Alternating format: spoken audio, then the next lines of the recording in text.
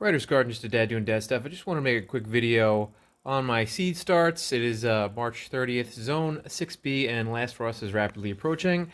And here are my seed starts. It is approximately half the seed starts I did last year. I am going to save some extra sprouts, but we'll see how that goes. And I just want to make a quick video specifically what I'm growing.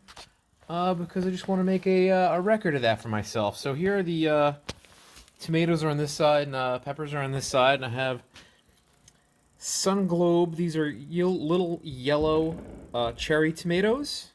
I have two of these. These are seeds that I saved myself, so I'm actually happy that they're sprouting. So, because saving seeds yourself, you think they're gonna work, but you don't really know until you grow them. And I say it's Sun Globe, but it could be Sun Gold, or there's a couple of different varieties. There's a couple of different hybrids. I saved the seeds of the ones that I liked. I know hybrids sometimes don't come out true, but for the most part, I think the seeds that I saved were not hybrid. But we'll see how that goes. They produced very, very well for me last year, so I'm gonna do two trays of those. So 16 and 16. Back here, I have just plain old cherry tomatoes. That's for my dad. He only will grow cherry tomatoes and nothing else. So I do a whole tray just for my dad. And over here, what is these? These are ketchup tomatoes as Rucker tomatoes. These are the original Heinz ketchup tomatoes. I do a tray of these, and this is seeds that I saved myself also. And I'm glad that they are starting to sprout here. Behind here is black cherry tomatoes. Now, half of these are seeds that I saved myself, and half of them are a pack that I had left over, so I just kind of mixed them all together. But they were the same black cherry tomatoes, and they're sprouting, so not too worried. There's a little bit of, I don't know if that comes through on the camera, but there's a little bit of mold growing on here. I'm going to let these dry out a little bit. I'm trying to keep them moist until they sprout, but these ones definitely have not sprouted yet, so I need to get these watered. And back here I have Hillbilly tomatoes. They are like a beefsteak type of tomato that is striped red and yellow. These are seeds that I saved myself, and a whole bunch of them are sprouting, so yeehaw Hillbilly tomatoes. What do we have over here? These are jalapeno peppers. This is from a pack. There's actually several packs. I took a few leftover open ones and mixed them all together, and then a new pack I threw in there. Behind here is bell peppers.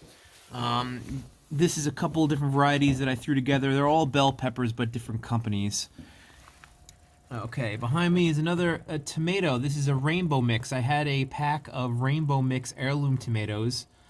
I'm assuming I haven't grown these yet, so different kinds of tomatoes. There actually wasn't 16 seeds in the pack. Well, there was 16 seeds. There was 16, but not enough to put more than 2 or 3 per pot. So what I ended up doing was I went through my catalog of seeds over here, and I picked up ones that were heirloom seeds that were open packages, and I kind of just mixed them all together so that I could put 4 or 5 per pot, and I'll thin them down later.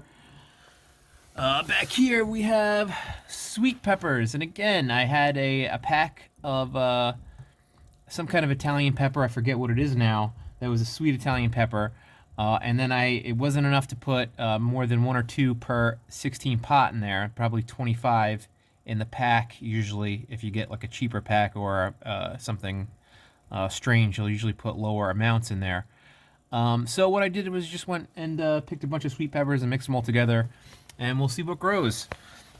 Same thing over here, hot peppers. These were, I believe, mainly cayenne peppers from different companies that I kind of all mixed together. I think there might have been another hot pepper that I threw in there. But yeah, so we'll see how that goes. And then, last one but not least is eggplants.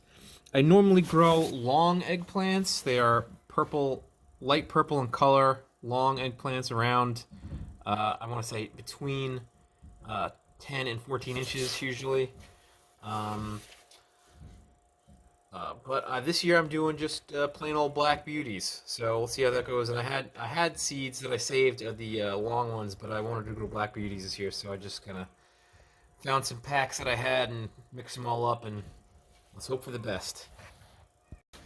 And down here on the bottom, I have sweet potatoes. Now these are the normal sweet potatoes that are normal. They're Molokai purple sweet potato, Hawaiian sweet potatoes. I don't know if they still sell these. I couldn't find them last year. The year before that, I had to get new starts.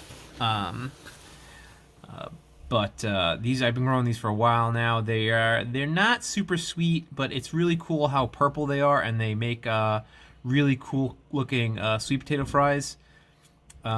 These are ones that I saved that were kind of skinny or thin or broken up or whatever.